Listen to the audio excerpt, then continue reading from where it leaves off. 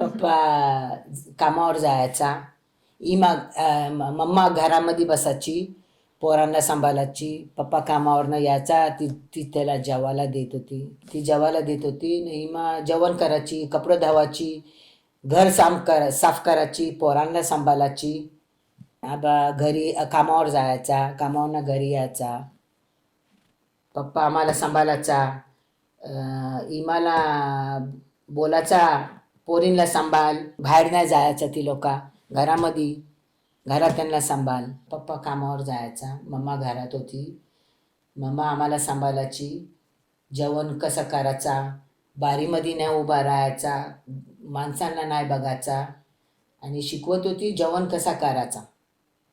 ह्यो तिचा काम होता, पोरींना सांभाळायचा आणि काम करायचं, जेवण शिकवायचा. आमचा घर लय मोठा होता. आम्ही लोका दोन दोन फॅमिली होतो. आम्ही लोक दोन फॅमिली होतो.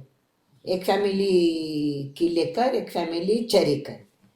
लय मोठा होता घर आमचा, या कोपऱ्याशी तर त्या कोपऱ्यापर्यंत. तर आम्ही राहत होतो. तर मोठा घर होता. आम्हाला आमची आजी होती, आजी पण होती, ती पण आमच्या संगती होती. आणि आम्ही लोक एक संगती जेवण करत होतो, एक संगती राहत होतो. एवढा मोठा घर होता का 5 का 6 खोल्या होत्या आम्हाला. बाथरूम घरामध्ये, नळ घरामध्ये, संडास घरामध्ये, नाहीत होतो घरामध्ये. सगळं आम्ही घरामध्ये करत होतो, का आमचं घर लय मोठा होता. तर मग आस्ते आस्ते बहिणींची लग्न झाली. मग ते नवऱ्याकडं गेलो, मग आम्ही लोक राहिलो. मग आस्ते आस्ते तो सगळी कमी झाली, तर मग तो घर विकला आणि आम्ही लोक बारक्या घरात घर घ्यायला लागलो. दोन दोन फॅमिली व्हायला झाल्या.